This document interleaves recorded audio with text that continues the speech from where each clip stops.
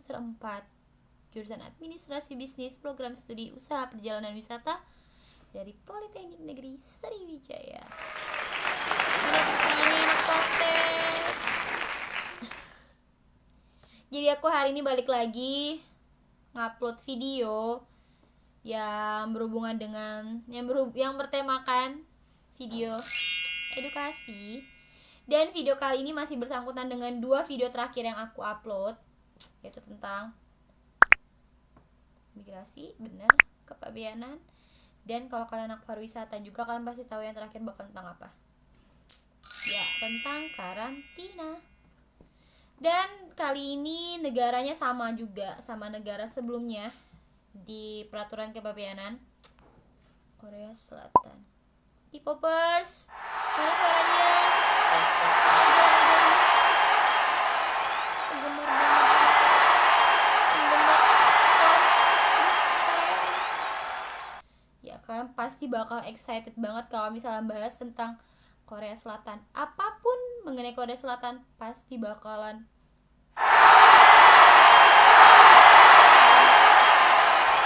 banget. Iya, benar banget. Nah, jadi aku mau langsung aja ke informasi yang bakal aku kasih ke kalian. Sebenarnya aku dapat informasi ini dari visitkorea.or.id. Nanti kalau misalnya kalian buka link yang aku taruh di description box, tampilannya bakal kayak gini. Imagine your Korea. Nah, di sini aku buka artikel yang ditulis di sini. Buat kalian yang malas baca di website itu, aku bakal ngerangkum apa yang aku baca dan apa yang aku dapat dari website itu. Di sini kalian sebenarnya untuk para pengunjung yang mau berkunjung ke Korea Selatan itu, kalau kalian bawa hewan, bawa tumbuhan, mau masuk ke Korea Selatan, it's okay. Gencana. Tapi kalian harus mengikuti prosedur dan persyaratan yang sudah ditentukan di Bandara Internasional Korea ataupun di Pelabuhan Internasional Korea.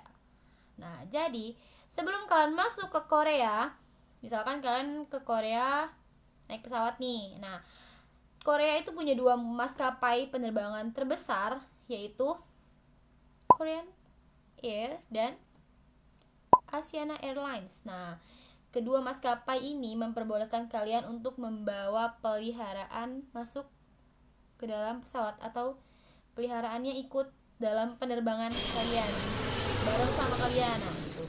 Tapi ada syarat-syarat tertentu. Syarat yang pertama, hewan peliharaan kalian harus disimpan di dalam ransel.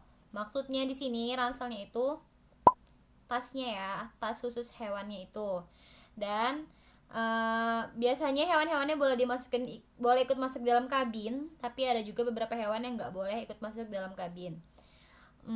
Kalau kayak anjing penjaga itu boleh masuk ke dalam kabin tanpa batasan ukuran dan juga berat. Dan yang kedua, hewan peliharaan kalian itu boleh dibawa masuk ke dalam kabin jika berat gabungan hewan dan tempatnya nggak lebih dari 5 kilo. Terus kantong atau ranselnya itu atau tasnya ini tadi itu harus muat di bawah tempat duduk kalian di pesawat. Terus ukuran ranselnya juga nggak boleh lebih dari 115 cm. Batas tinggi 20-22 cm di Korean Air dan 21 cm di Asiana Airlines. Yang ketiga, hewan peliharaan kalian itu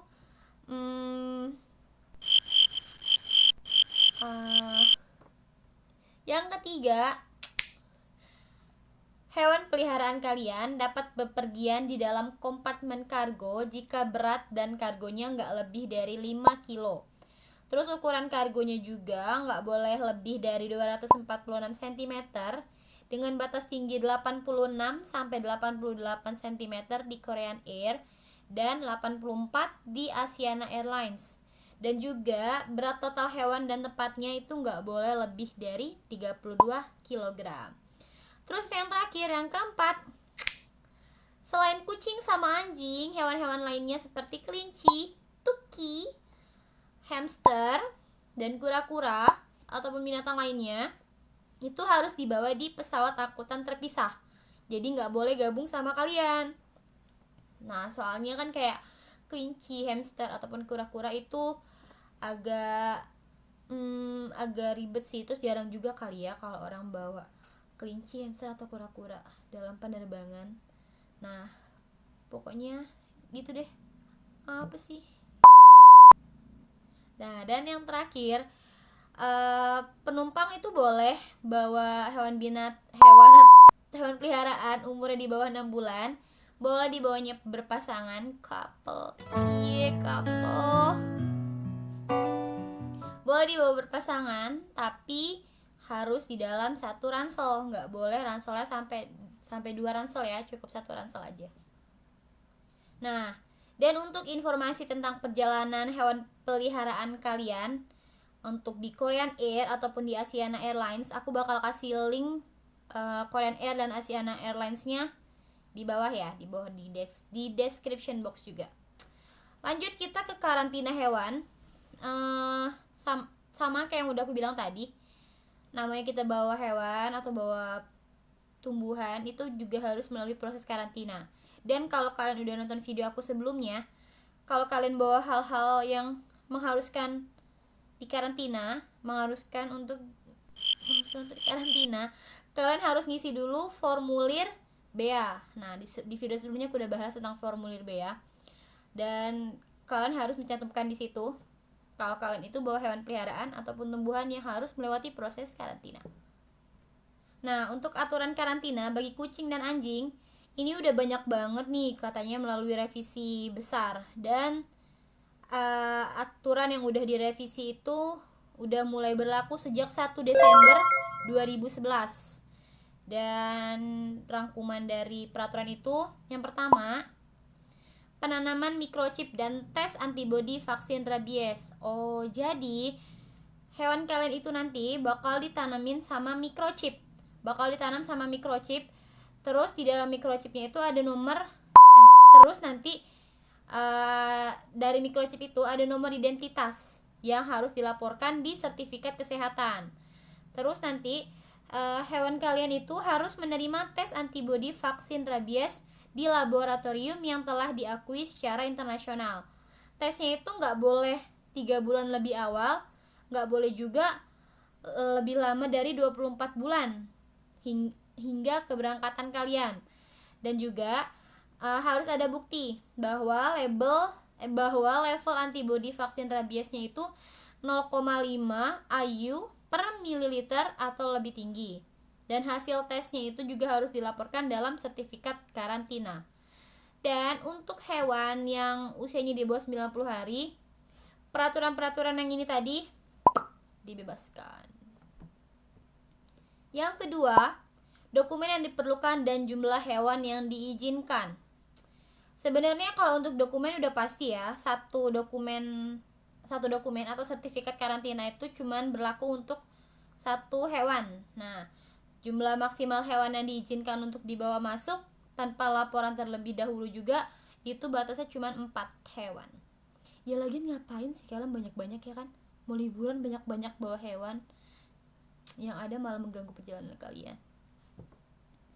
Nah, terus lanjut ke periode karantina hewan.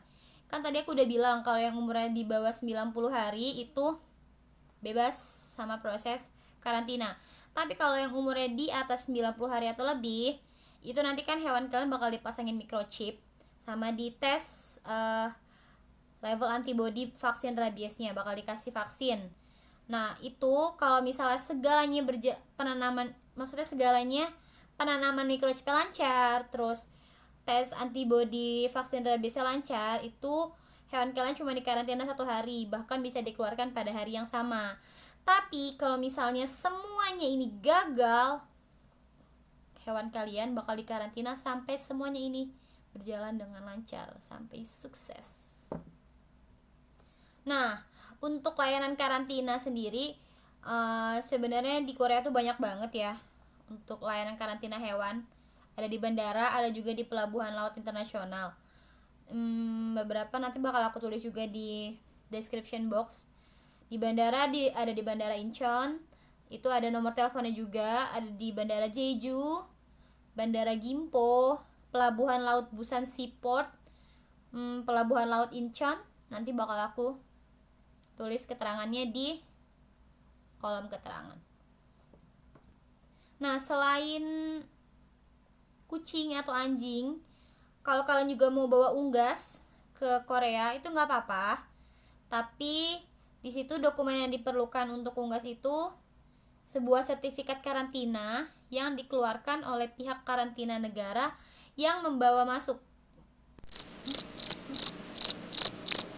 Nah, jadi maksudnya untuk burung ataupun unggas itu sertifikat karantinanya itu dikeluarkan oleh pihak karantina negara yang membawa masuk unggas kalian ke Korea gitu. Jadi kalau misalnya kayak dokumen-dokumen lain kayak dokumen vaksinasi rabies atau sertifikat lainnya itu atau sertifikat kesehatan lainnya itu nggak terlalu diperlukan. Tapi sebenarnya nggak semua unggas atau burung ya boleh dimasukin ke Korea. Itu kalian harus diperiksa dulu sama negaranya. Terus juga periksa dulu negara itu mengizinkan mengimpor burung atau enggak, karena bisa aja sewaktu-waktu berubah kayak gitu. Jadi kalian tuh harus terus update informasi, jadi biar kalian nggak kesulitan pas kalian udah sampai di Korea nanti. Sebenarnya kayak semua hewan hidup atau makhluk hidup ya selain manusia.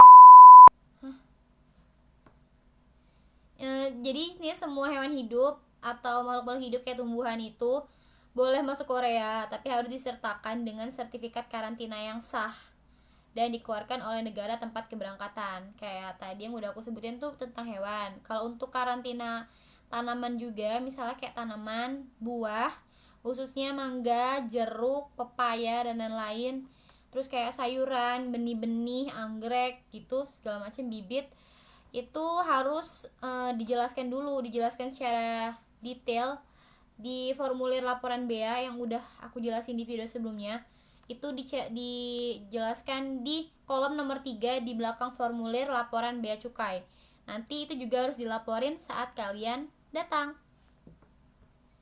Nah, untuk tanaman juga ada impor terbatas. Maksudnya kalau kalian ke Korea Selatan itu ada jumlah terbatasnya, kayak buah segar kayak mangga, jeruk, pepaya, ceri, terus jenis-jenis bibit, apel, anggur, pinus, kenari, benih, padi, tanaman-tanaman dengan tanah itu tuh impornya terbatas. Terus kalau misalnya kalian juga mau tahu informasi lebih lanjut, kalian bisa langsung hubungin Badan Karantina dan Pemeriksaan Hewan, Tanaman dan Perikanan atau kantor